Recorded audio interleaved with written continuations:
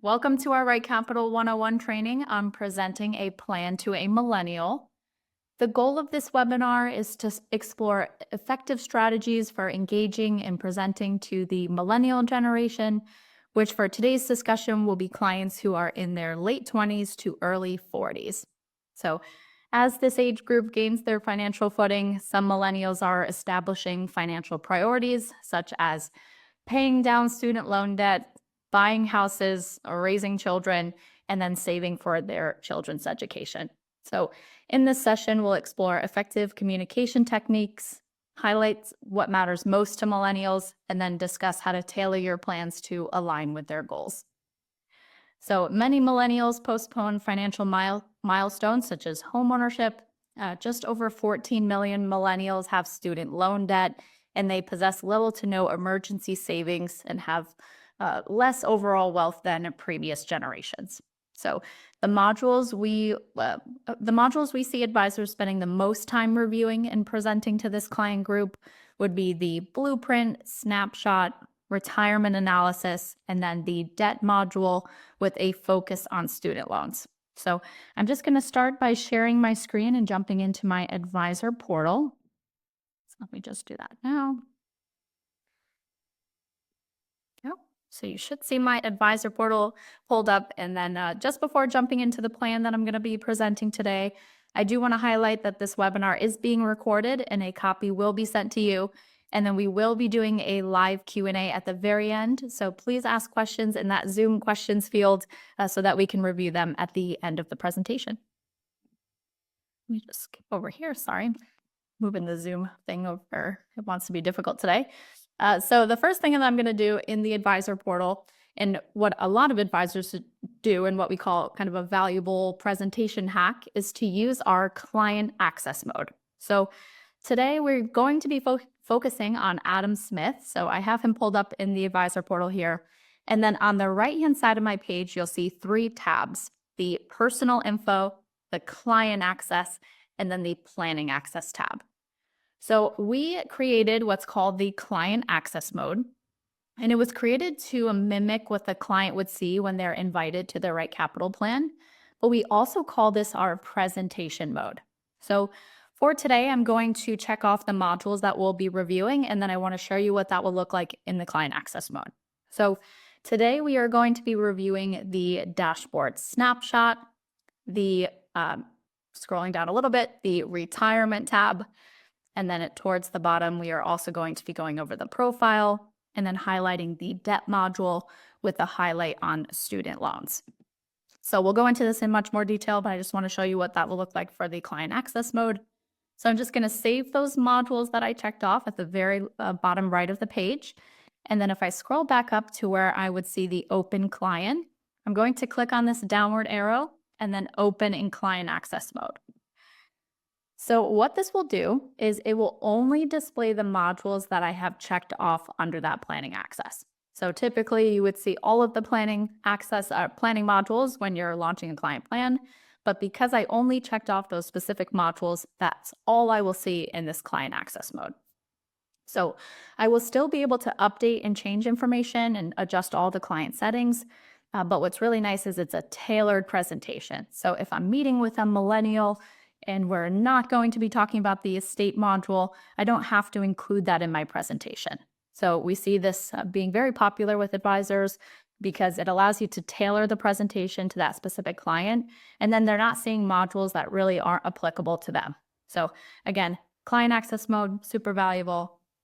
Another really nice feature of the client access mode is that our support chat feature gets turned off in this mode. So let's say you are talking with our support team on a client plan and you are then transition over to a presentation, that chat bubble gets turned off until you return back to the advisor portal. So I just want to run through that one more time because this is really a nice key feature to giving a client presentation. So first step is to find the client in your client list here. And I have way too many Smith plans, but today we're working on the Adam Smith. And then on the right-hand side of the page, you would go to the Planning Access tab, which again, the Client Access mode was designed to show what it would look like on the client side with all of the modules that you have selected. but a lot of advisors will use this as a presentation mode as well. So the next step to this is just make sure you check off all the relevant modules that you'd like to include in that client presentation. Then you scroll all the way down to the very bottom of the page and press that blue Save button. And then up at the very top, again, where you would typically launch the client plan to see all planning modules, there is a downward arrow right to the right of Open Client. And then you just select that blue Open in Client Access mode. And then again, just running through the top 3 reasons why advisors will use this. We will only display the modules that I have just checked off. You will be able to update and change information. It doesn't actually change the functionality of working in the planning modules. And then the support chat feature is also hidden, so there's no interruptions during that client presentation. Awesome. So I'm going to stay in the client access mode because I've checked off all the relevant modules that we will be presenting on today. So just to give you a quick rundown of this client plan, this is Adam and Jackie Smith. They are in their early 30s and they have 2 children. They have a current net worth of around $230,000 and they are currently renting their home. So to kick off the presentation, most advisors will head over to the blueprint. So at the very top right of my screen, I'm clicking into the Profile tab. And then on the far right of that secondary dropdown, I'm clicking into Blueprint. So scrolling down here. So we all know time is super valuable. You don't want to spend a bulk of your presentation reviewing each and every data entry point. So many advisors will start off here on the Blueprint tab to provide their clients with an easy to read, interactive visual of the client's financial lives. So this will showcase where the client stands and where they want to go by looking at their current net worth, the goals, the income, savings, and expenses. So heading back over to the net worth, this is an interactive blueprint. So it gives a great visual to the clients to show client, co-client, and then at the very top right, we can see their 2 children. This is interactive. So let's say I'm reviewing this plan with Adam and Jackie, and they did the initial data entry. And while we're in that conversation, Jackie makes the comment that her 401k on the right-hand side is actually $60,000 and not $65,000. You can click into each one of these metrics. It will open, and then I can make the adjustment here. And all adjustments you make to the blueprint will feed back over to the initial data entry spot. So I can, as the advisor, make a quick update to 60,000, press save, and then that blueprint will update, and then it will also flow back over to that net worth tab.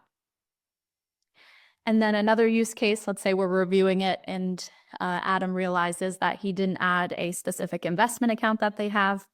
At the very top right of the blueprint, you can click into add, and then similar to the net worth data entry, you can add it to the blueprint right here. And again, it opens that data entry, you add all the relevant information, and then the blueprint will update. And the last very important component of the net worth side is the edit feature. So right to the left of the ad, I can click into edit. And then if I wanted to include or exclude something from the blueprint visual, I have the ability to do that as well. So for whatever reason in the presentation, you did not want to capture Jackie's car, I can uncheck Jackie's car. It doesn't remove it from the financial plan, it just removes it as a visual in the net worth. So the most common use case of why somebody would remove something from the blueprint would be maybe a business that they don't want to capture in their personal net worth, but typically everything's captured. But you have full flexibility to include or exclude anything from the client's blueprint. So that's the first tab to review with the client. Again, many clients appreciate the simplicity of our blueprint, allowing for more time addressing their questions. Many advisors share the feedback that the visual items actually generate more of a conversation during their presentations. So that's the net worth tab. And up next is our goals tab, which is feeding in from the profile goals section. And it gives a great overview or timeline of all the goals that we've entered in the data entry. So you can have this as a timeline, or you can switch over to a board view. So right next to goals, there's this little table. If I click on board view, it will show a nice layout that way as well. So a timeline to review all the goals, or a board view. And again, same functionality. I can add specific goals to the timeline. if, with reviewing with the client or presenting, if maybe they didn't capture a goal or in that conversation they brought up that they have a specific goal, you can add that here to the timeline as well.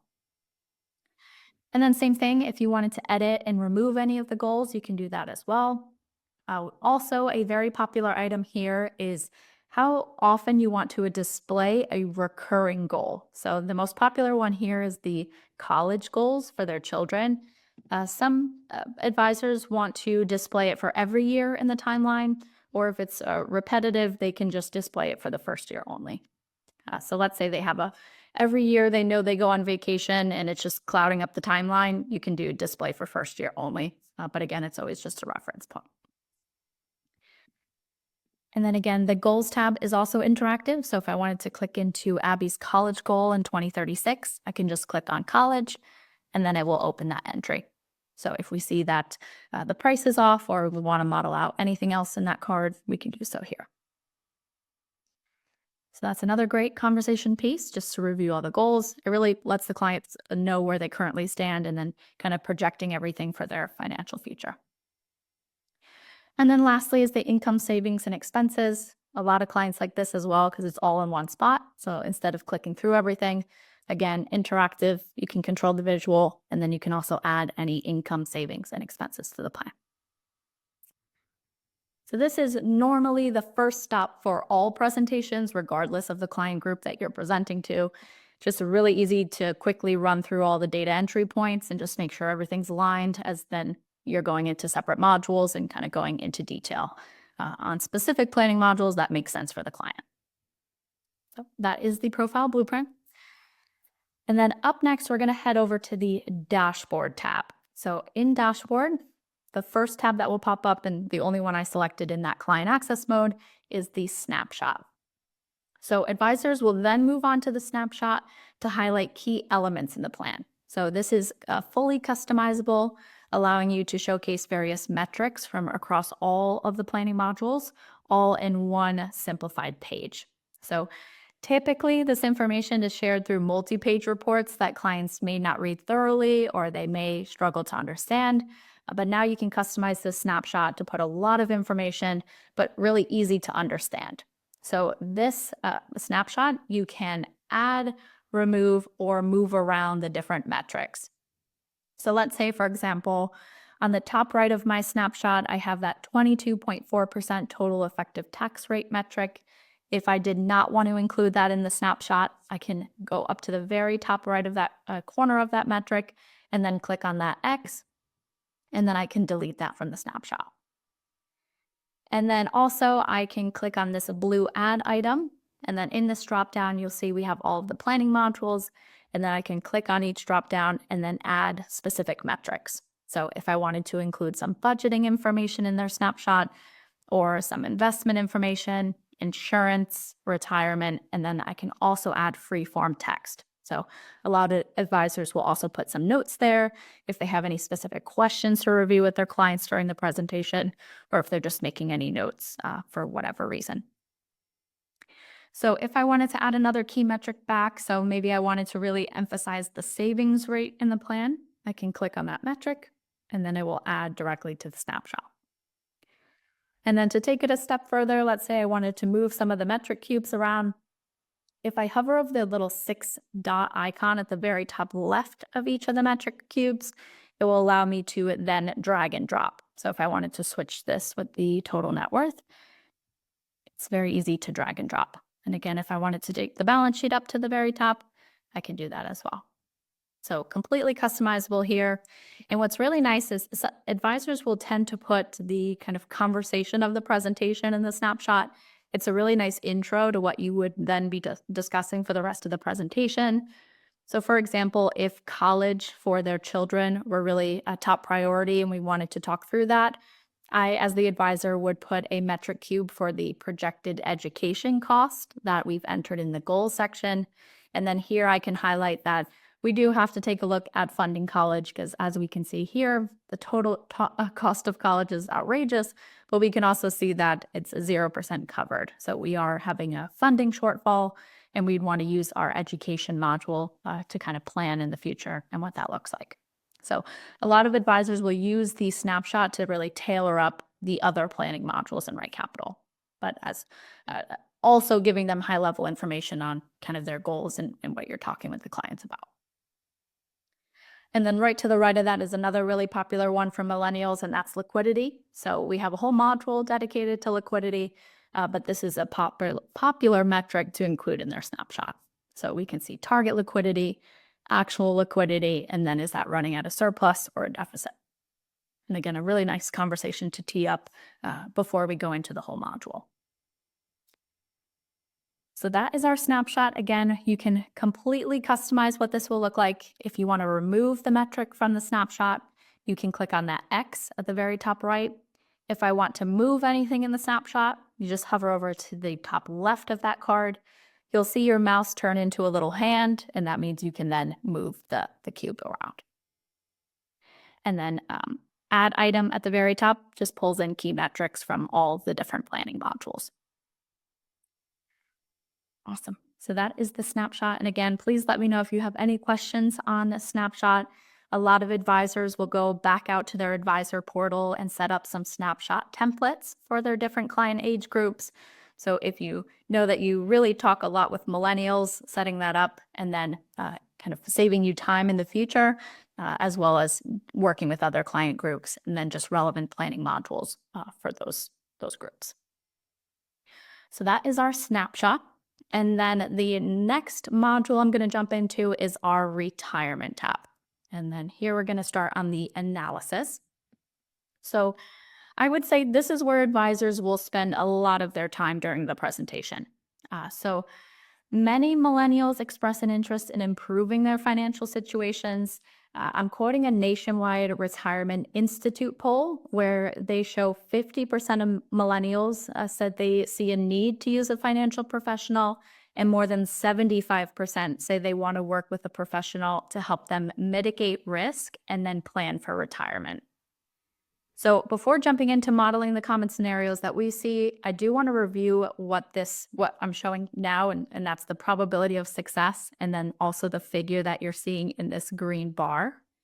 So on the right-hand side of the page, we have our current plan, and our current plan is always based on the information that you have entered at the very top profile section.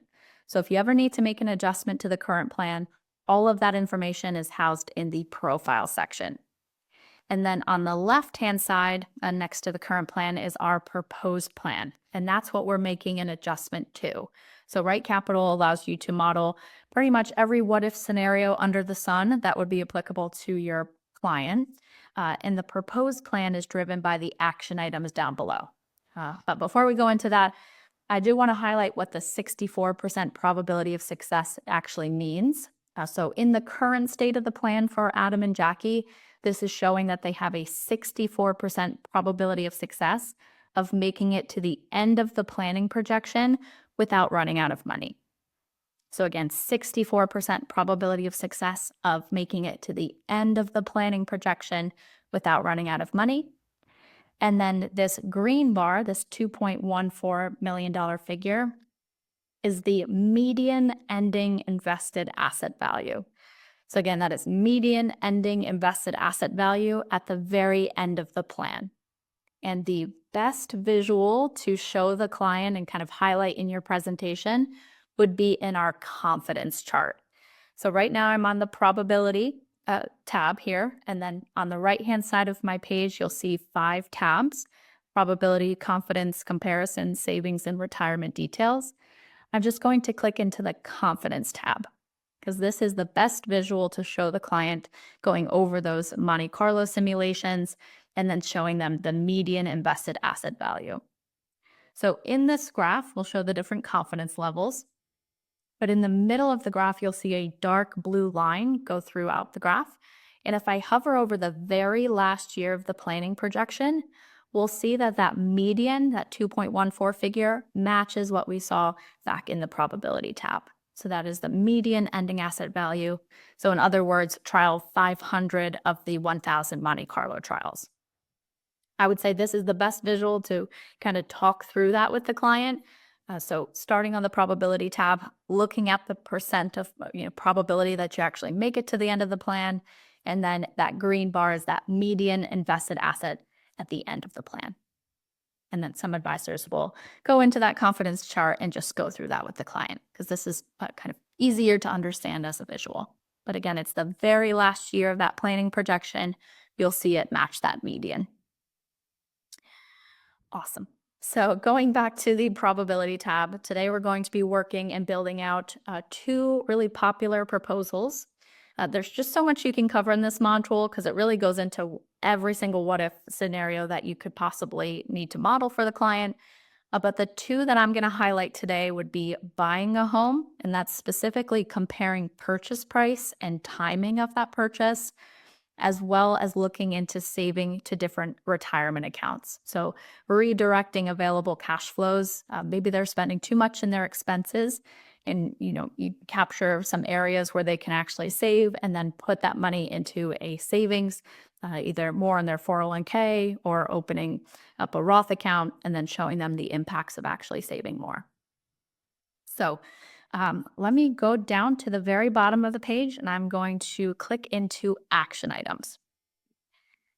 And then here we will see some of the default action items here. On the left-hand side, we'll see the proposed plan column, and that allows us to make adjustments to the plan. And then to the right of that, you'll see the current plan column. So again, that's just reflecting all of the entry points that you put in for the data entry. So that's all feeding over from the profile section.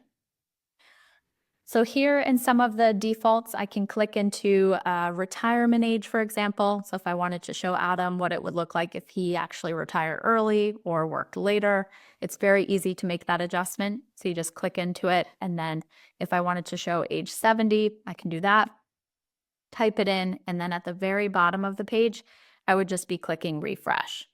And then in real time, I can show that the proposed plan updates, and then we can see a change in the probability of success.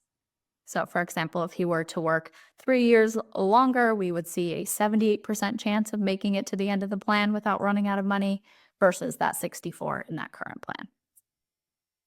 So another thing that I want to model, because this is probably the most common use case we see for younger clients, and that's really looking at purchasing a house. So the first step here is to click into the edit button, and the edit is at the very bottom right of the page next to that refresh. And what edit will do is open another page that shows add or remove action items. So this is where I can check off different action items that I'd like to add so that I can make adjustments to. So just for example, if I also wanted to look at long-term care costs, or if I wanted to look at retirement monthly expenses, I would simply just check off that box and press save, and then I would see that listed as an action item that I can make an adjustment to. But for actually modeling a relocation or actually purchasing a home, I'm going to be clicking into the blue add new items at the very bottom left. So this allows me to add specific items just to the proposed plan that I'm working on. So what I'm going to do is click on the goals, or hover over the goals, I should say. And then under the goals dropdown, I'm going to hover over property. And then I'm going to do a primary home relocation. So right now, Adam and Jackie are renting, and they are spending $3,000 a month on rent. So what they want to look at is purchasing a home. Let's say they're in between. Let's say Adam is more conservative and he wants to keep the budget at $400,000, but Jackie wants to go up to $500,000. We can show the clients the difference and how that impacts their plan. So first up, I'm going to click on primary home relocation. And then what this will do on the back end, it will stop the rent for when I put the actual relocation, and then we'll map out all the new variables moving forward. So let's say that let's say they live in Florida and they want to look at purchasing a home. So let's say purchase, all right, can't type today, purchase for $400K. So I just want to put the primary home name as something that I can distinguish in the action items. So I'm just distinguishing that this is the $400,000 just by naming it that. And then I want to map out the details here. So just for the sake of time, I'm going to quickly run through this. So it's not going to be entirely accurate on numbers here, but just quickly running through. Let's just say they want to purchase in 2026. So they're saving right now. They want to look next year at buying a home. And then I'm just going to quickly enter some numbers here. But I can model out everything for the client here. And then let's say they want to do 20% down, 30 years, and then we'll just go 6% interest. And when it says current home when they're renting, we just on the back end know that they're renting. We know that they don't own a home. So again, that rent will stop and then they'll purchase the home. So all I have to do is press save after I've mapped that out. And then once that loads in the action items on the right-hand side, we will then see that primary home relocation. And then you'll see in the current plan column, it's never happening. Again, it's not impacting that base case or that current plan, and it's only impacting the proposed plan. So let's say 2026, I refresh, I see the proposal. We can see that that's beneficial. In this case, it's blown way out of proportion because of the entry here, but I'm just trying to show what it will look like if I was mapping out all of those details. And what's nice is, let's say for whatever reason it didn't benefit the plan or they wanted to push it out a year or maybe 5 years, I can click into that calendar year and then just simply put, let's see what it would look like in 2028. And then again, just pressing refresh. And then in real time, I can show the client the benefit or maybe the downfall of doing that. So that was the first one. But let's say we wanted to also bring in Jackie's $500,000 purchase. So it would be the same concept. So I'm just going to go back and click into that edit. And then again, it opens that add or remove action items. And at the very bottom left, I want to click into add new items. And then in that drop down, hovering over goals, going over to property, primary home relocation. And then again, I want to name this card something. So when I'm in the action items, I know it's for that $500,000 purchase. Again, I could not type today, sorry. Purchase for $500K. Again, just quickly mapping out all those details and then pressing that blue save. And then now in the action items, once that loads, we will then have 2 primary home relocations.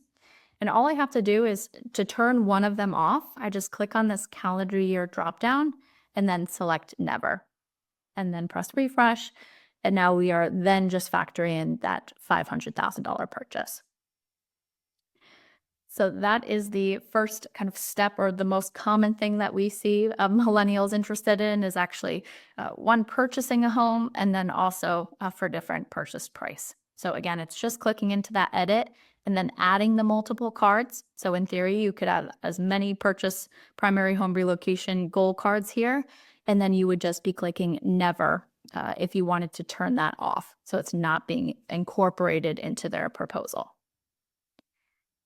And then same thing with the timing. If you wanted to make any adjustments to the timing, you would just simply add the card and then map out the specific year.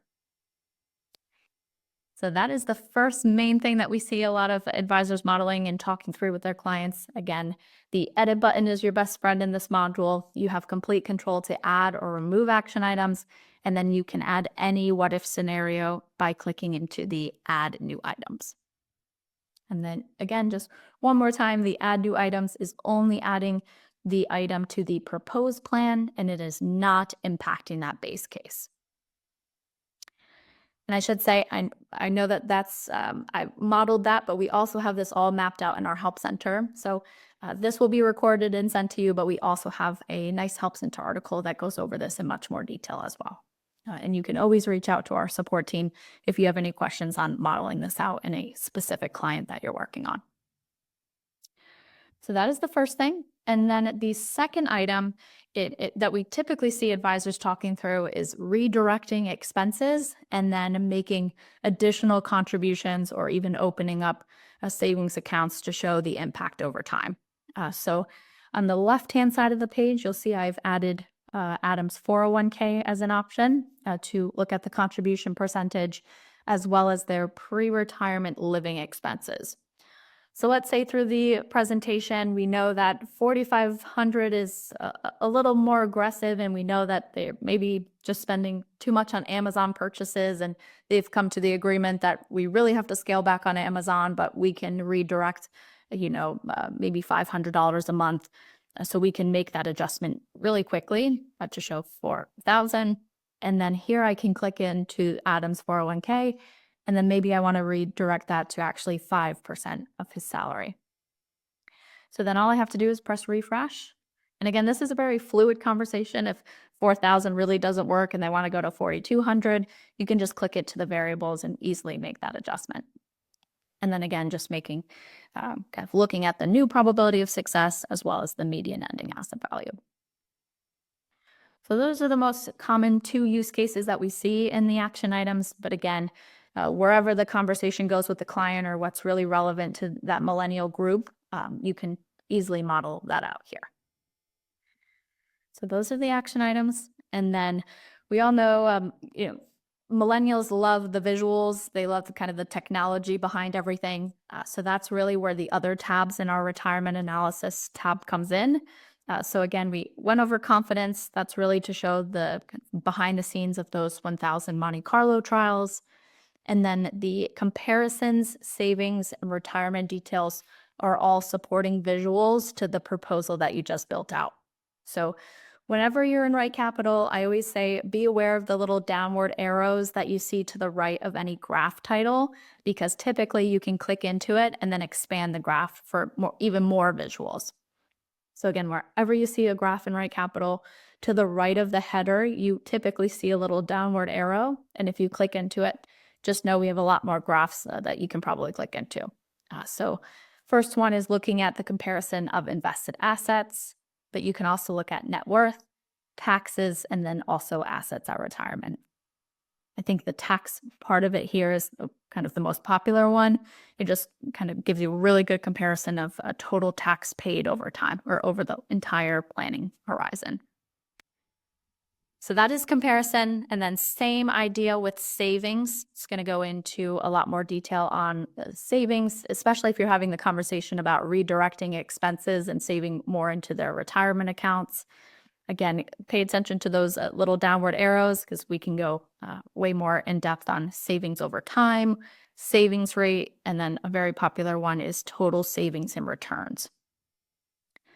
So again, just a really helpful visual for clients to really understand the changes that you're making in those action items for that proposal and what is that truly doing for their plan.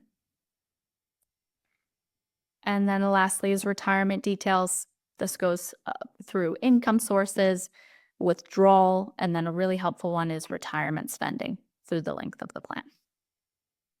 And then we just have really nice kind of breakdown details where you can hover over the legend of each graph and then really highlight exact expenses. So that is retirement in a nutshell. Again, 90% of millennials are either homeowners or actively engaged in the home buying process. And then a lot of millennials are looking for guidance on really saving and what that looks like for the future. Awesome. So that is the dashboard. That is the retirement analysis and then the probability through the retirement details. I'm not going to spend too much time on the retirement cash flows, but I just wanted to highlight that this is another really nice visual tool to review with clients who really want to see like line by line each year of their cash flows.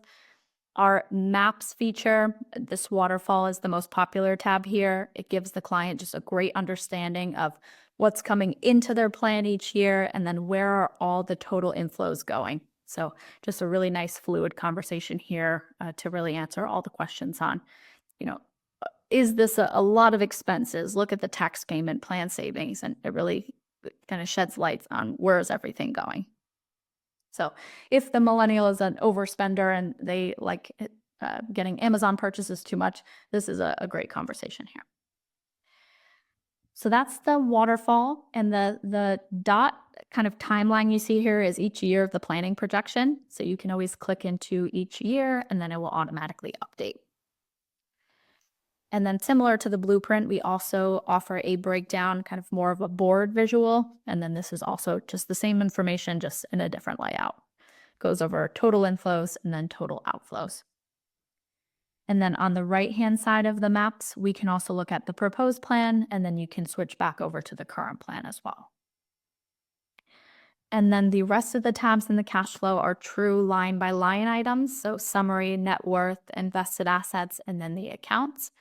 And then the last thing I want to highlight here is in the cash flows, whenever you see a header that is underlined, that means you can click into it for even more information. So for example, if I'm looking at 2026 and I wanted to go more in detail on what's making up this $107,000 expense, I can click into expenses at the very kind of middle of the page, and then it will show me a breakdown. And then again, if it's underlined, I can click into it for even more detail.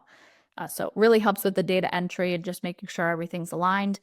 But for example, if for whatever reason I'm like, what is this $16,000 of debt? I can click into it and then see that breakdown. And then to get back to that regular summary at the very top left of the cash flows, I can click into summary and it will bring me right back out to that main cash flow screen. So again, anything that's underlined as a header, you can always click into it for even more information.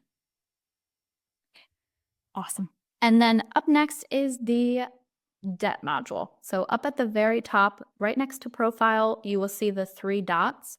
And if I click into it, we call that our more menu. And then here I will have our debt module pulled up. So I am going to spend more time talking about student loan, but I think it's really important to talk about the debt module because it is a really active conversation with younger clients. So the debt module is a great way to show the value of eliminating debt in the financial plan using specific debt reduction strategies. So I can show Adam the impact of different payment priorities, shifting available cash flows to make additional monthly payments, and then also it's very popular for showing the impacts of refinancing. So here in the debt management tab, we will see right now it's just the kind of current plan, what we already have entered for the debt. And then a majority of the work here is done in the action items. So if I click down below, the first thing that we can do here is the payment priority. So I can easily show Adam and Jackie the difference or what they would be saving if they were to shift to paying down the highest to lowest interest rate or the lowest to highest balance. So for example, if I wanted to say, let's see what it would look like if you were to shift the payment priority to highest to lowest interest rate. And then again, maybe we found some room to reduce their monthly expenses and they have additional cash flow. Let's just say they have an additional $500 a month that we could redirect to paying down that debt. I can enter that there. And then at the very bottom, similar to the retirement analysis, I can press that refresh button. And then I can immediately show the impact of if they were to shift that payment priority and put in that additional $500, what would be their total savings and how much sooner would they be debt-free?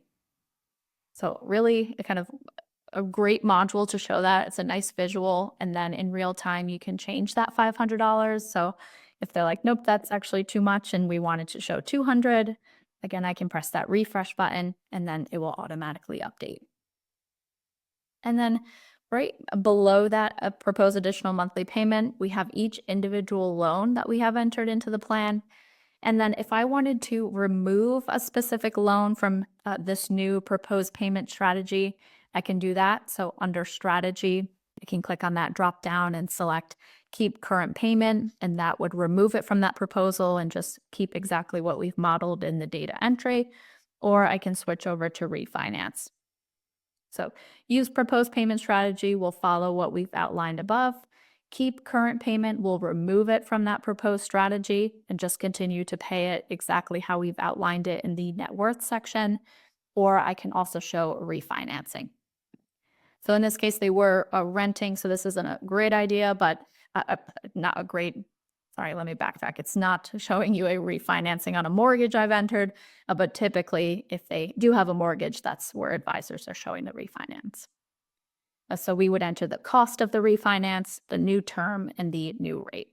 So again, very easy to enter those details and then pressing refresh. So that is the debt module, and we have supporting tabs here. So payment will go into more detail and kind of a nice overview, kind of cash flow line item overview, and then the details tab will also do that for each individual loan. So just seeing the difference there. So that's the debt tab, but I really do want to focus on student loan because this is another one. And we all know that it's a huge, everyone is paying down student loans. So this is a huge topic for millennials, especially with financial planning. So our student loan analysis tool is going to help clients better understand their student loans. It's going to help you model a number of student loan specific repayment strategies and then also give guidance on how to implement those strategies. I do want to highlight we have Help Center articles, videos, and then past webinars that go really in depth on this module.